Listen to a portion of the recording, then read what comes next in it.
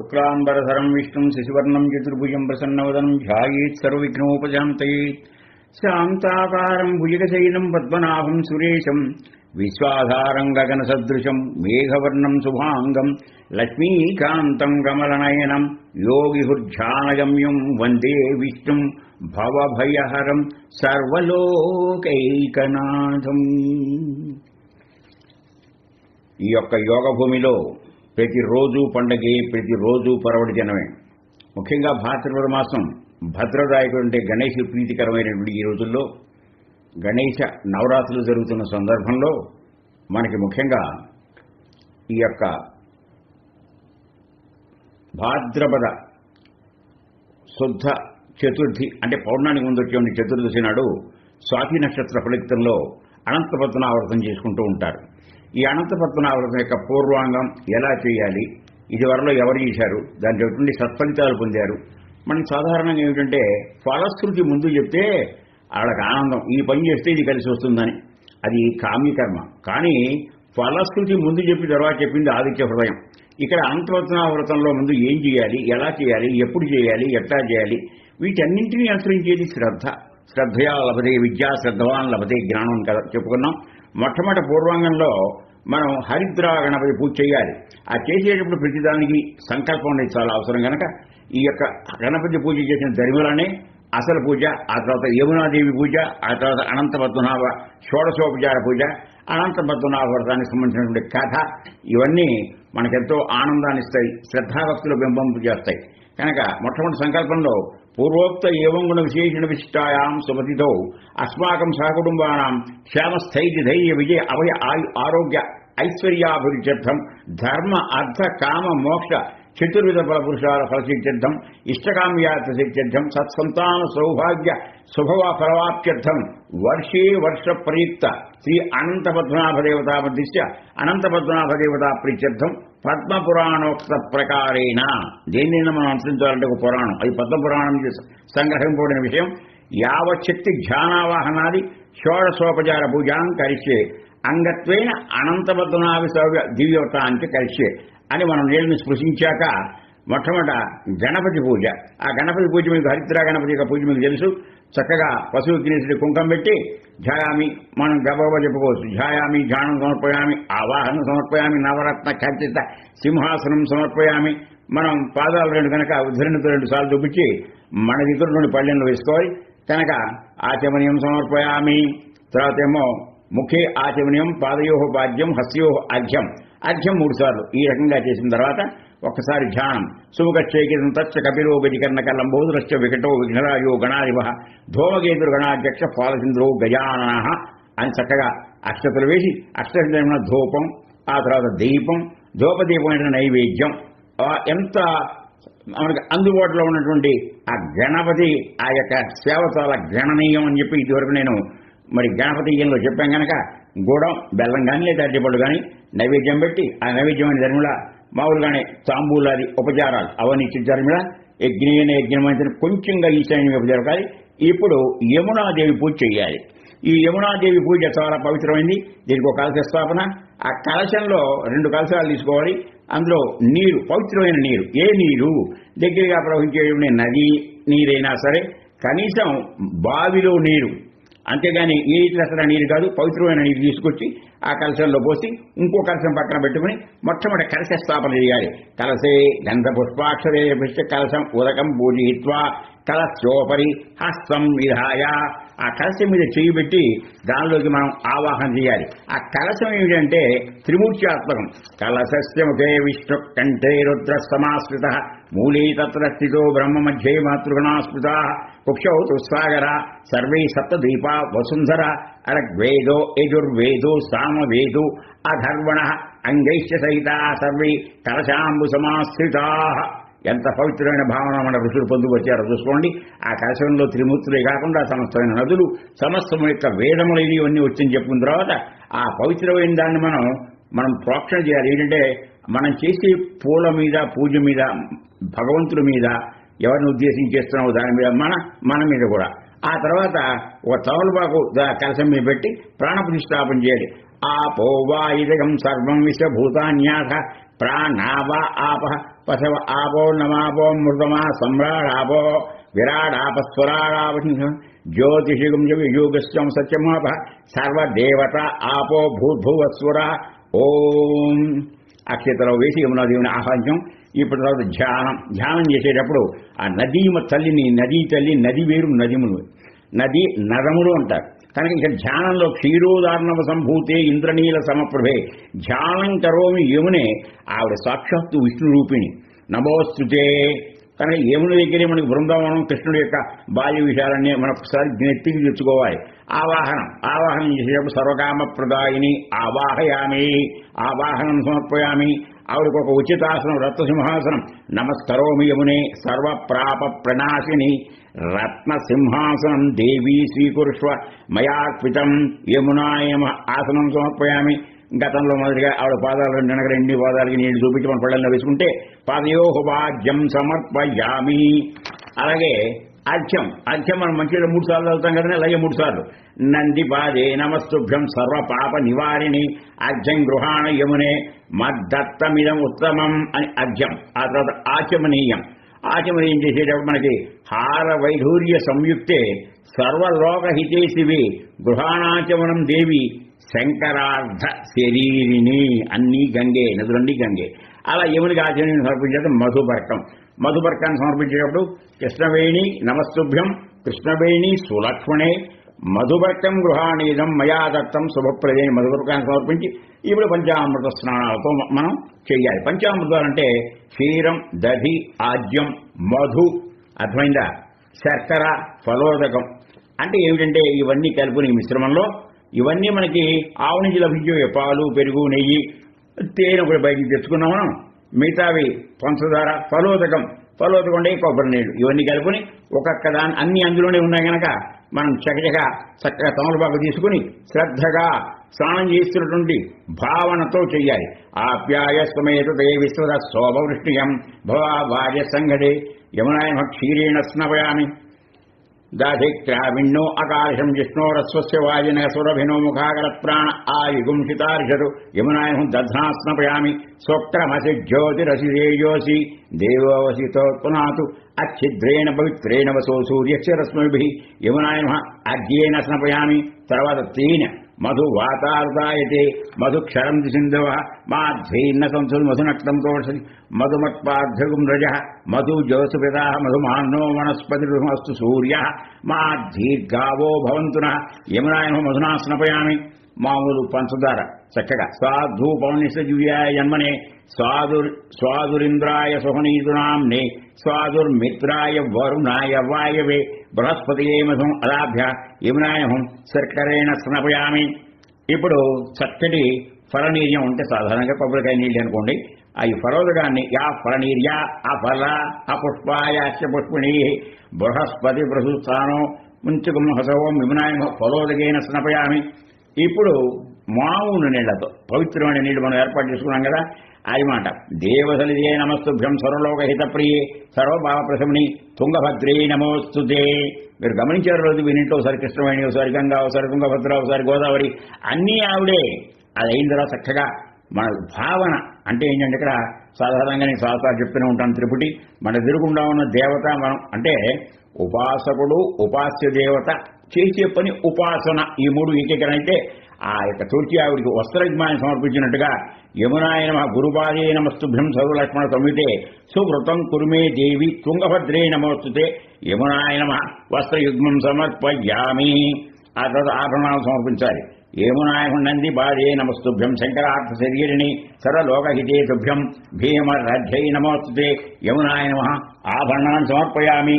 ఆ తర్వాత కంచుకొని అయితే పై వేసే వస్త్రం ఉత్తరం అంటారు, దాన్ని సమర్పించాలి. సహ్య బాధ సముద్భూతే సర్వకామ ఫలప్రదే సర్వలక్ష్మణ సంయుక్తే భవనాశనితే నమః యమునాయ నమః ఉత్తరీయం సమర్పయామి.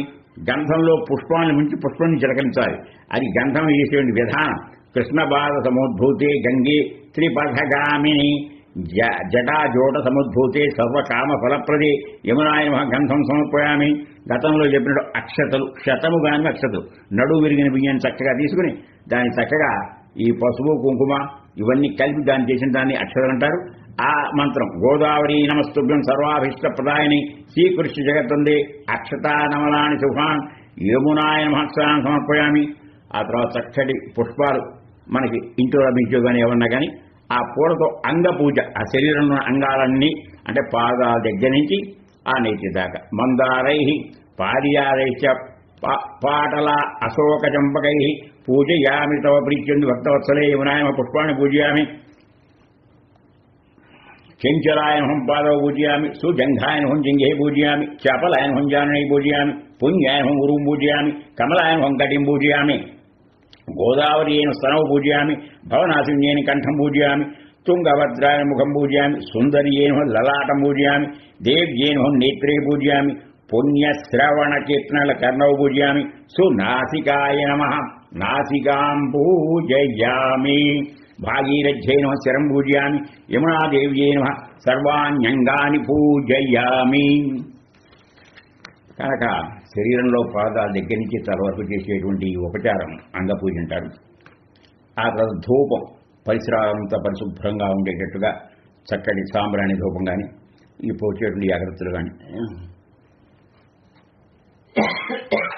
దశాంగంగులోపేతం చెద్దనాగరు సమేతం యమునాయ నమస్తుభ్యం ధూపోయం ప్రతిదృశ్యతాం యమునాయమహం ధూపమాఘ్రాపయామి.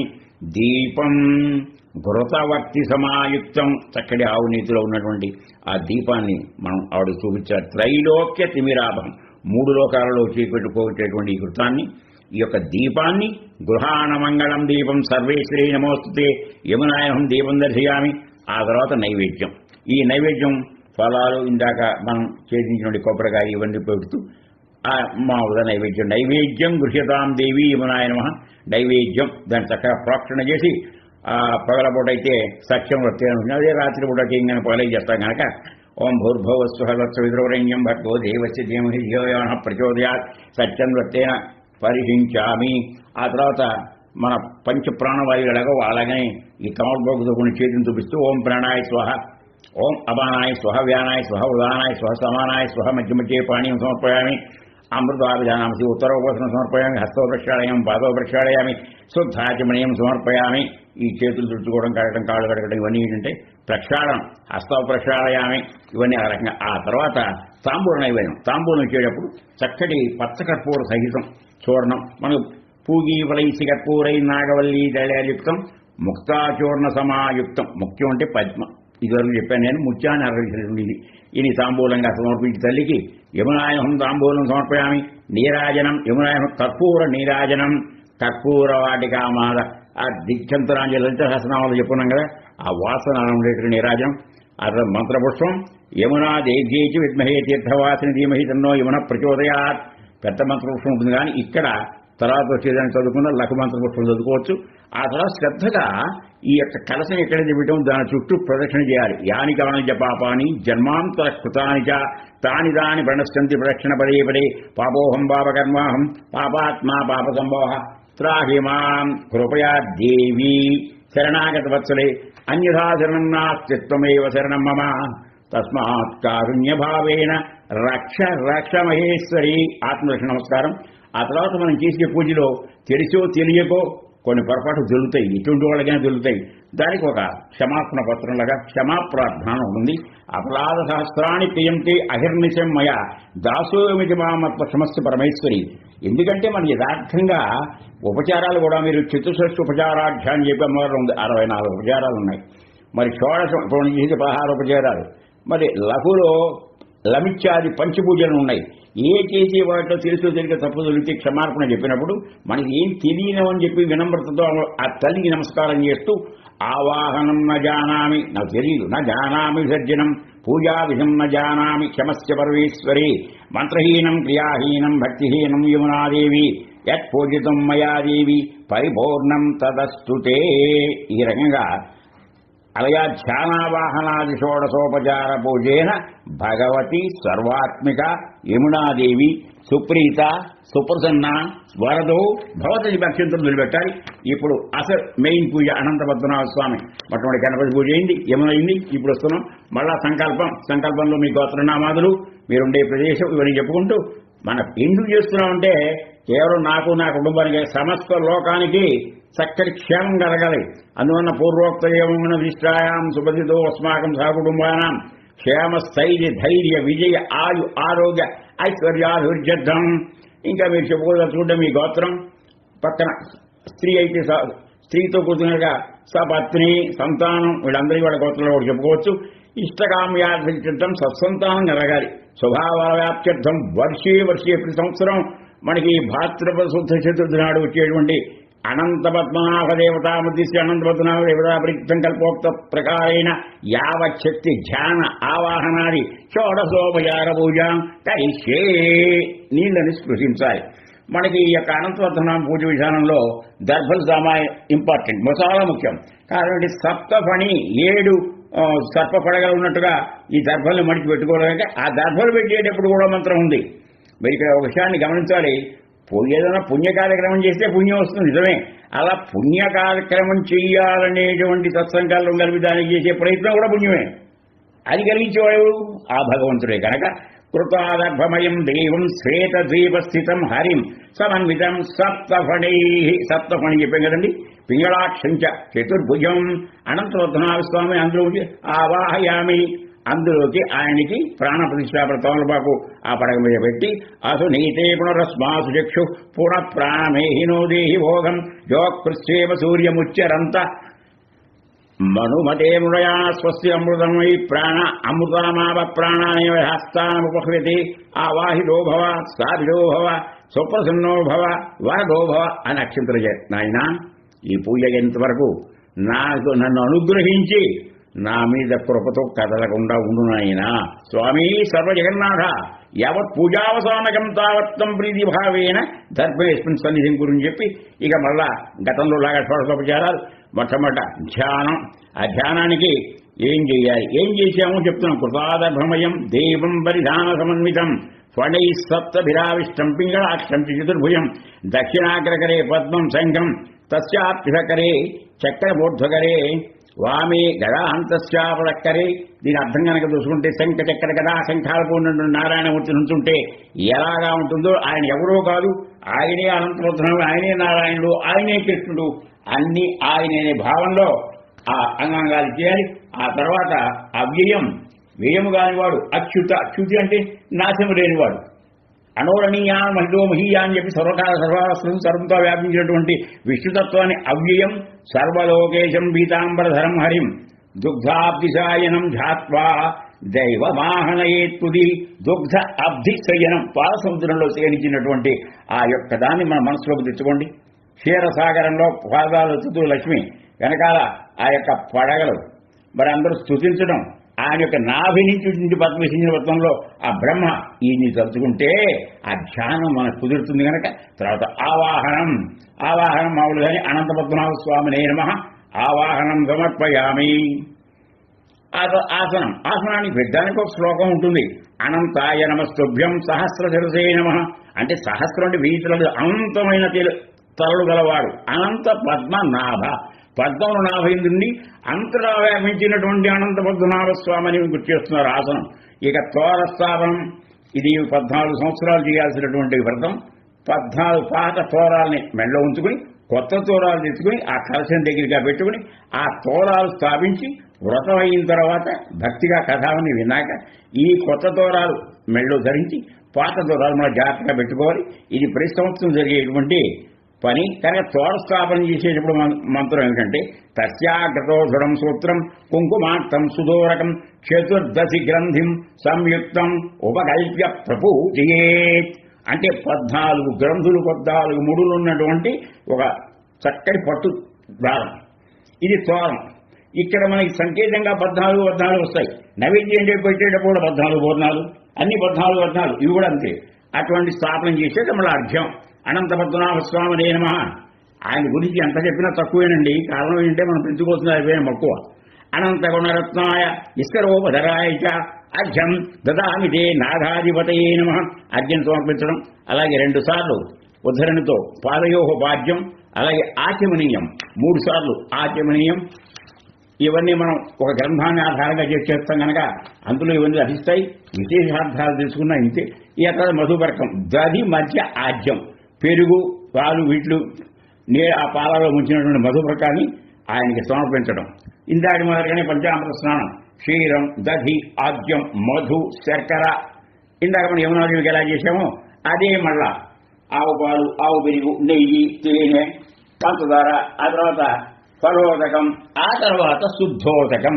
శుద్ధోదకంలో అన్ని నదులు ఆయన పాదాలు కడిగినవి కనుక గంగేతి యముని చైవ గోదావరి సరస్వతి నర్మదే సింధు కావేరి జలేస్మిన్ సన్నిధిం గురు స్నానం ప్రకల్పయే తీర్థం సర్వ పాప ప్రముక్తయే.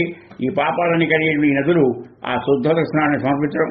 ఆ తర్వాత వస్త్ర యుగ్మం, యుగ్మం అంటే జంట, అంటే కట్టుకునే వస్త్రం పైన వస్త్రం రెండు కలిపి కనుక శ్రీధరాయన వస్తుభ్యం విష్ణవే పరమాత్మనే పీతాంబరం, పచ్చని బట్టలానికి ఇష్టం.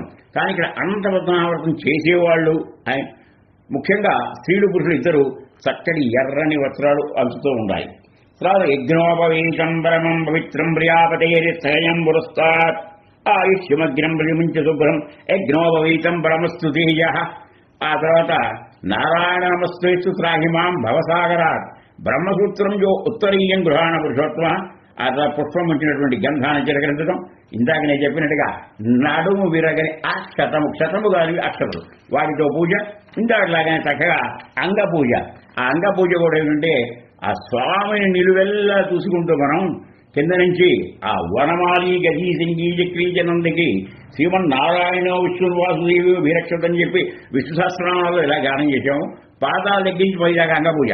అనంతాయనహం బాధవ పూజయామి, శేషాయనహం గుల్భో పూజ్యం, కాళాత్మం జింఘే పూజయామి, విస్తరూపాయనం జానుని పూజయామి, జగన్నాథాయనం గుహ్యం పూజయామి, పద్మనాభాయనం నాభిం పూజయామి, సర్వాత్మనైనమం కుక్షిం పూజయామి, శ్రీవత్సవక్షసేన వక్షస్థలం, చక్రహస్తాయన హస్తాన్ పూజయామి, ఆజానుబాహువేనం బాహుం పూజయామి, శ్రీకంఠాయనం కంఠం పూజయామి, చంద్రముఖాయనం ముఖం పూజయామి, వాచస్పతేన వక్త్రం పూజయామి, కేశవాయనం నాసికాం పూజయామి, నారాయణాయనమహం నేత్రం పూజయామి, గోవిందాయనం శ్రోత్రే పూజయామి, శ్రీ అనంత పద్మనాభాయన శిర పూజయామి, విష్ణవే నమః సర్వాణ్యంగాని పూజయామి.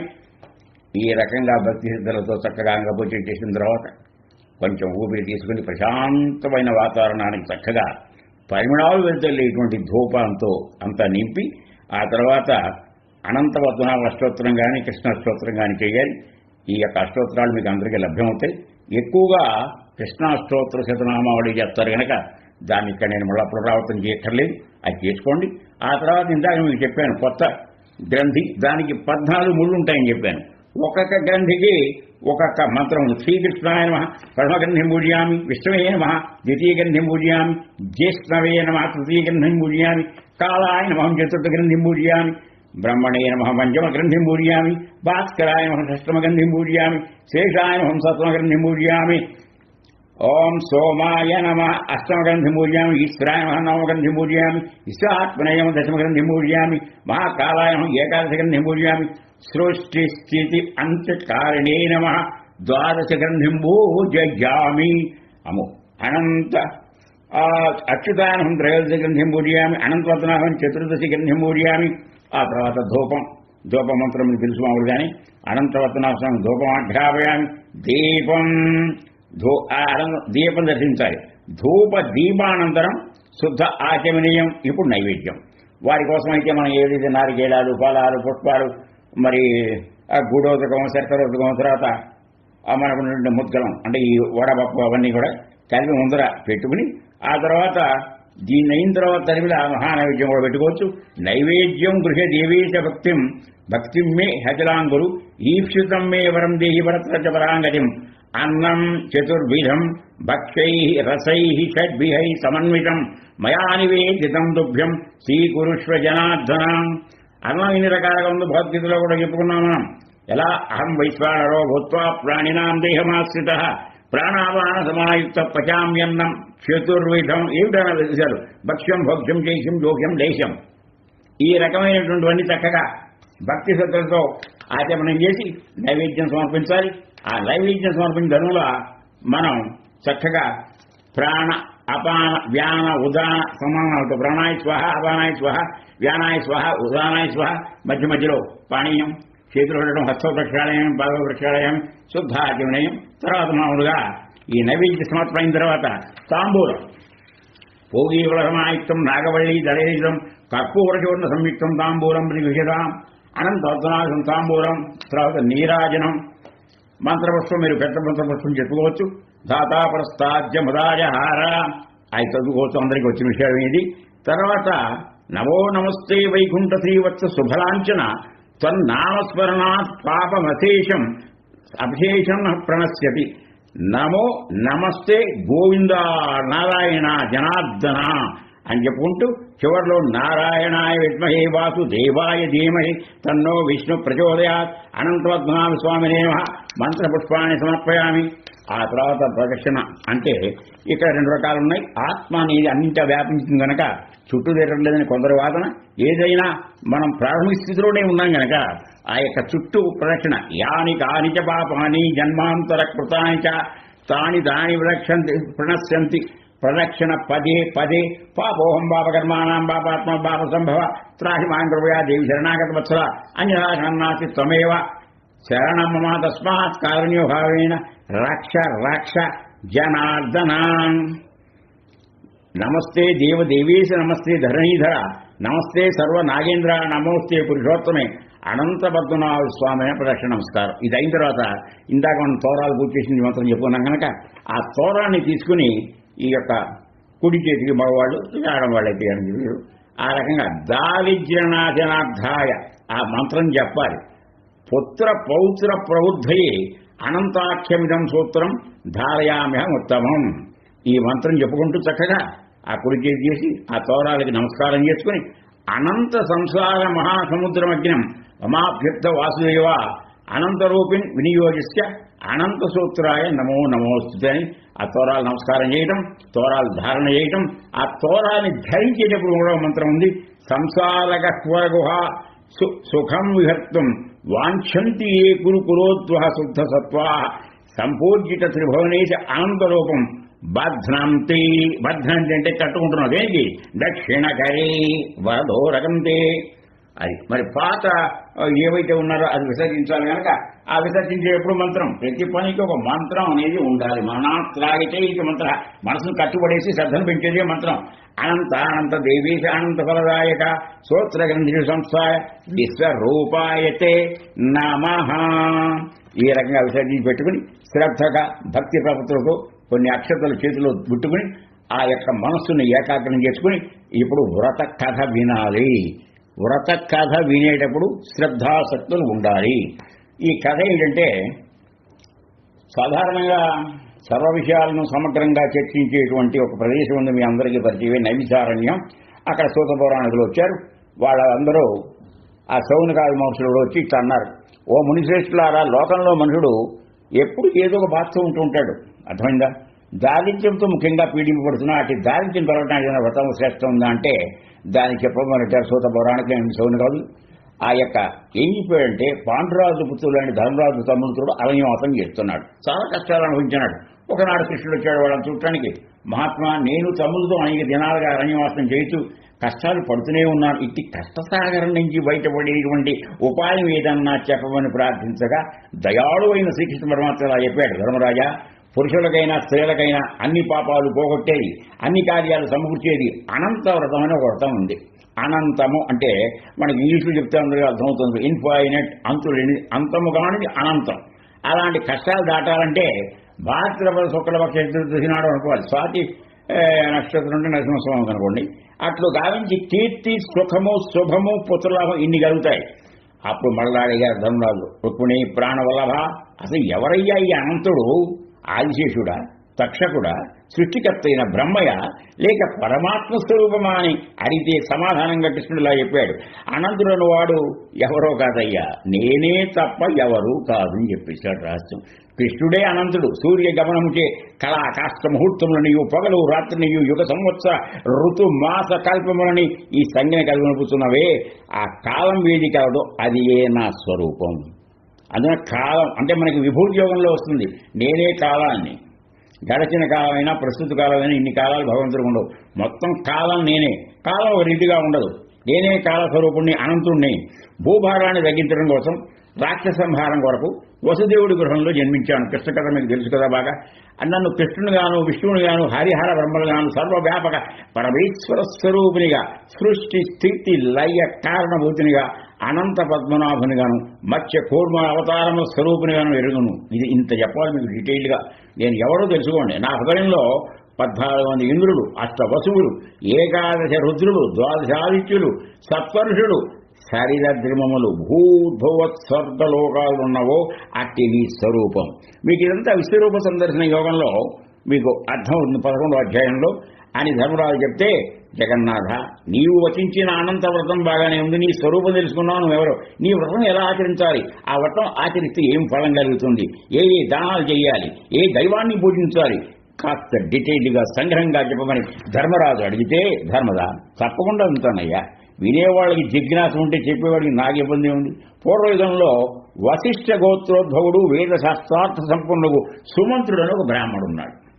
అతనికి భృగు మహర్షి యొక్క పుత్రికయగు దీక్షాదేవి అనే భార్య కలదు. ఆ దీక్షాదేవితో సుమంతుడు చాలా కాపం సజావుగా జరిచింది. ఎవరెవరికి? సుమంతుడికి, దీక్షాదేవికి. కొన్ని రోజులు అయ్యాక ఆ దీక్షాదేవి అయిందంటే పాపం తాపజ్వరం అని మృతి చెందుతుంది. ఆమె యొక్క కుమార్య ఒక ఉంది. ఈ అయితే యజ్ఞయాగాదులు చేసేవాళ్ళు భార్య లేకుండా చేయకూడదు కనుక మళ్ళా ఈ సుమంతుడు ఇంకొక భార్య చేస్తున్నాడు. ఆమె పేరు కర్కశ.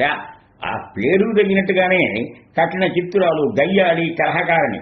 ఇట్లుండా ప్రథమ భార్య దీక్షాదేవి పుత్రిక శీల. ఈ పేరు బాగా గుర్తుంచుకోవాలి.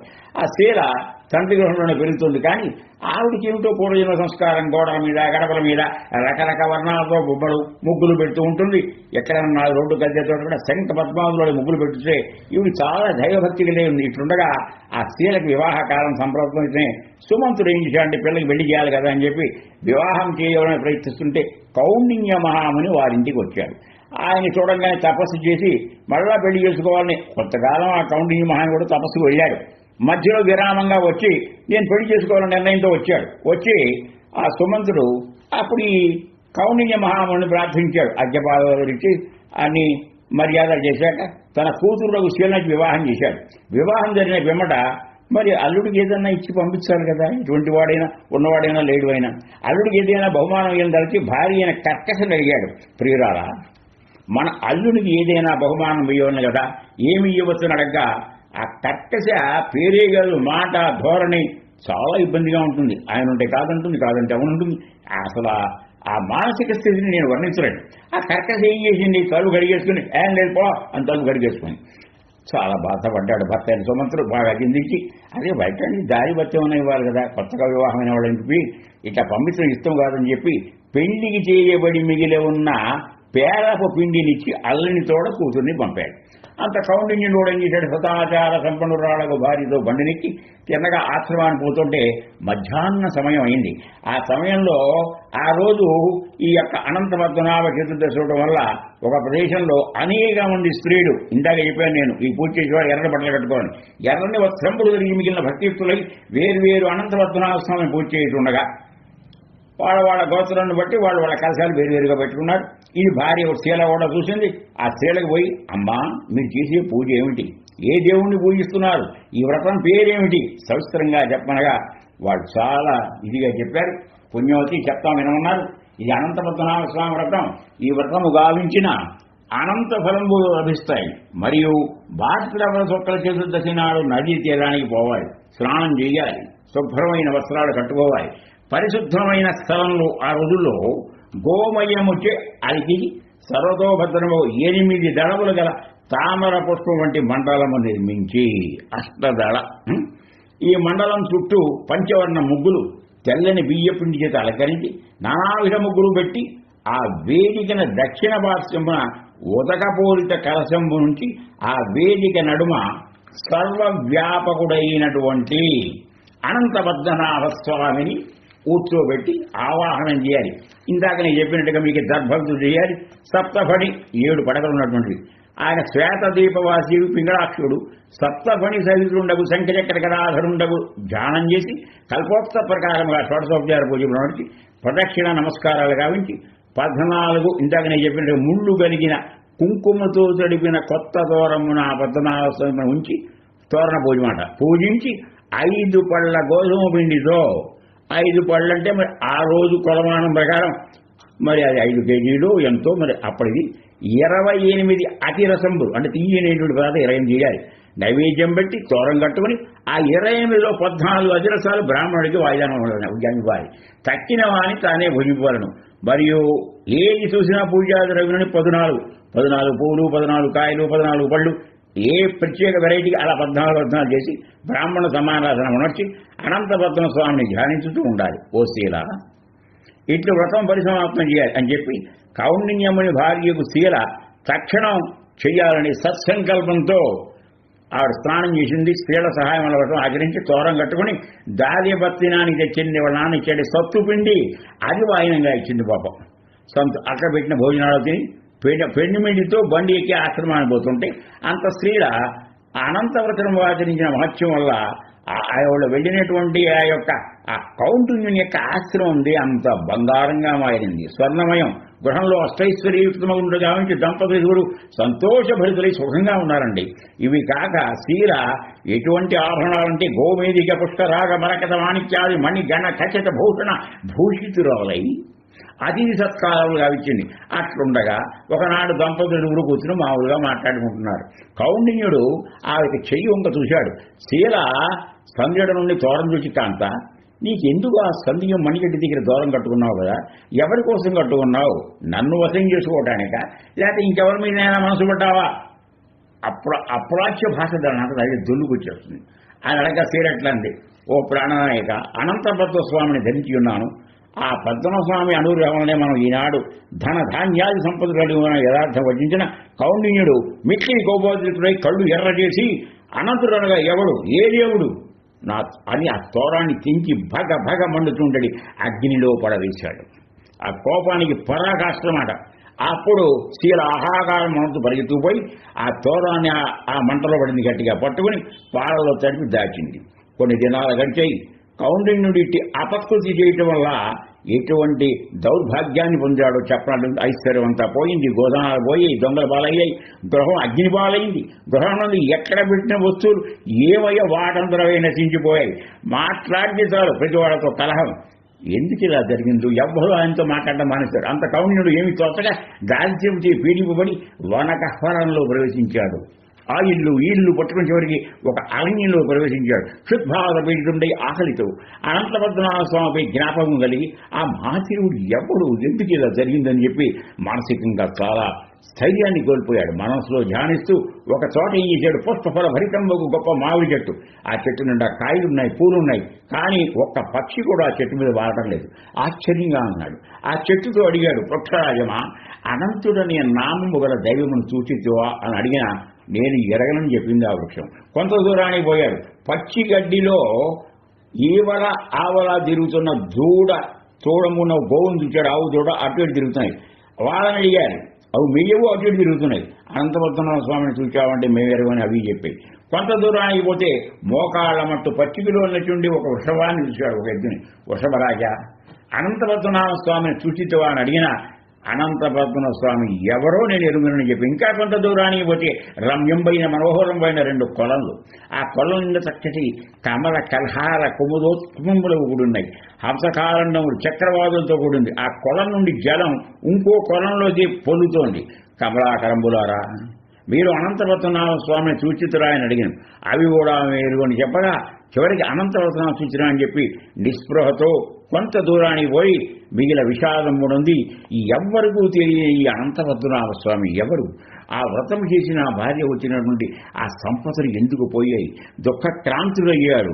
ఆ భగవంతుని కృపే కలగాలి కనుక ఆ యొక్క మాతృహృదయం లేక పితృహృదయం ఎలా ఉంటుందంటే, ఒక చోట దేవి అపరాస్తోత్రంలో శంకర భగవత్పాదులు వారు చెప్తారు, జగన్మాతార్మాతస్తవ చరణ సేవానరచిత నవాదత్తం ద్రవిణమభిభూయత్సవ మయా తదాపి తం స్నేహం నిరుపమయం యత్ప్రకుర్షే కుపుత్రో జాయతే కచిదపి కుమాత నభవతి. చెడ్డ కొడుకుండొచ్చేమో కానీ చెడ్డ తల్లి కానీ తండ్రి ఉంటారు కనుక మళ్ళా ఆయనే ప్రసన్నుడై కృప కలిగి వృద్ధ బ్రాహ్మణ రూపధారంలో వచ్చాడు కౌండిన్యుడి దగ్గరికి.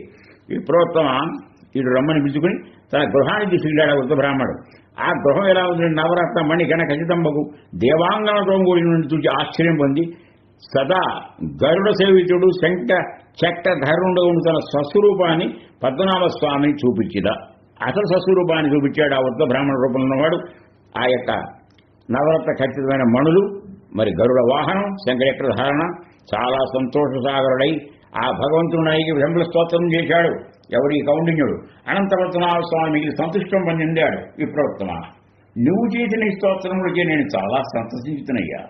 నీకు ఎల్లప్పటికీ దారిద్ర్యము సంభవించుకుంటకు అంత్యకాలమున శాశ్వత విష్ణులోకం కలిగినట్టు వర్ణించదునని అనిన ఆ మాట వినగానే కౌన్యుడు చాలా ఆనందాన్ని పొందాడు. ఆనంద హర్షాతిరేకంలో జగన్నాథ కొన్ని అనుమానాలు ఉన్నాయి. నీ త్వరలో ఒక మామిడి చెట్టును చూశాను. ఏమిటి ఆ మామిడి చెట్టు వృత్తాంతం? ఆ ఆవిడేంటి? ఆ వృషభం ఏమిటి? ఆ కొలనుడు ఏమిటి? ఆ గాడిద ఏమిటి? ఒక ఏనుగును చూశాను. అయితే బ్రాహ్మణ శ్రేష్ఠుడా, పూర్వం ఒక బ్రాహ్మడు సకల విద్యలు చదువుకున్నాడు. విషయాన్ని విన్నట్టుగా చెప్పండి కొందరి కడుపులో నొప్పి తీరదు. ఆ చెప్పిన వాడిని చాదస్తుడు అంటారు. కానీ గొప్ప విద్యాదానం, జ్ఞానదానం. అయితే గర్వం వల్ల ఆ బ్రాహ్మణుడు ఏం చేశాడంటే ఎవరికి విద్యకు చెప్పకపోవడం వల్ల ఎవరికి ఉపయోగపడే అడవిలో పూలు కాయలు ఉన్న మావి చెట్టులాగా పుట్టాడు.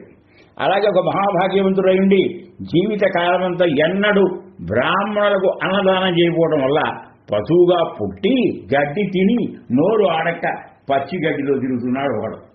ఒక రాజు వృషభమై ఎద్దే అడవిలో తిరుగుతున్నాడు. ఆ కొలంతలున్నాయే, ఒకటి ధర్మం, ఒకటి అధర్మం. మానవుడు సర్వదా పరువుని దూషించుండటం వల్ల గాడిదే పుట్టాడు ఒకడు. పూర్వం ఒక పురుషుడు తన పెద్దలు ఎప్పుడూ చేసిన దాన ధర్మాలు చేసినవన్నీ మళ్ళా లాక్కుని అవి అమ్మి దాన్ని సొమ్ము చేసుకున్నాడు. వాడు ఏనుగులాగా మూర్ఖుడిగా పుట్టాడు. ఇక చివరి వృద్ధ బ్రాహ్మణుడు ఎవరని కదా నీ ప్రశ్నని అనుమానం. అనంత పద్మనాభుడైన నేనే బ్రాహ్మణ రూపంలో నీకు ప్రత్యక్షమైంది కనుక నీవు ఈ అనంత వ్రతమును 14 సంవత్సరములు ఆచరించితివేని నీకు నక్షత్ర స్థానం, మీకు తెలుసు నక్షత్ర స్థానం పొందినవాడు మీకు భక్తుడు తెలుసు, విష్ణు భక్తుడు ఎవరు? ధ్రువుడు. అలాగే నీకు కూడా ఆ నక్షత్ర స్థానం ఇచ్చిన వచించి భగవంతుడు అంతర్ధానమునుందే. పిదప కౌండిన్యముని తన గృహానికి వచ్చి భార్యతో జరిగిన వృత్తాంతంతో శీలగా చెప్పి 14 సంవత్సరాల దీక్షగా అనంతరసంభును ఆచరించి ఇహలోకమున పుత్ర పౌత్రాది సంపదలు అనుభవించి అంత్యకాలమున నక్షత్ర మండలానికి చేరాడు. మళ్ళా కృష్ణుడు అరణ్యంలో ఉన్న ధర్మరాజు చెప్పాడు, ఓ ధర్మరాజ, ఆ మహాత్ముడు కౌండ్యుణ్ణి నక్షత్ర మండలం నందు కానబడుతున్నాడు. మనకు కూడా అగస్త్య మహాముని వ్రతం చేశాడు. ఎవరెవరు చేశారో చెప్తున్నారు. సగర, దిలీప, భరత, హరిశ్చంద్ర, జనక మహారాజు అనేక రాజుల ఈ వ్రతంబున ఇహలోకమున రాజ్యములను భంగి అంచెమున స్వర్గాన్ని పొందారు. కావున ఈ వ్రత విధనం సాంగముగా వినువారు శ్రద్ధాశక్తులతో ఇహలోకంబులో స్థైశ్వర్యమును అనుభవించి పిదప ఉత్తమ పదంబును పొందుదురని కృష్ణుడు చెప్పిన ఈ విషయాన్ని నైమిసారణ్యంలో సూత మహాముని చెప్పాడు. వ్రత కథ సమర్పయింది కనుక కళ్ళ కష్ణితులొద్దుకుని ఎస్ఎస్ నృత్యాచన మోక్త్యాగ పూజా క్రియాది న్యూనం సంపూర్ణతాం యాతి సజ్జో వందేతమచ్యుతం మంత్రహీనం క్రియాహీనం భక్తిహీనం.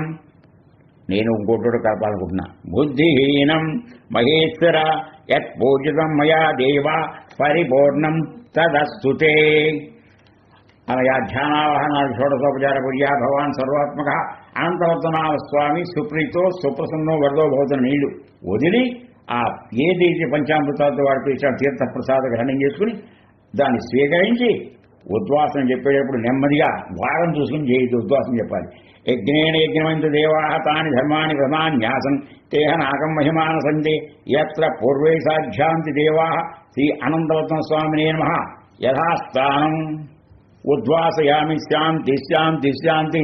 సహనావతు సహనౌ భునక్తు సహ వీర్యం కరవావహై తేజస్వినావధీతమస్తు మా విద్విషావహై. ఓం శాంతి శాంతి శాంతి. హరి ఓం.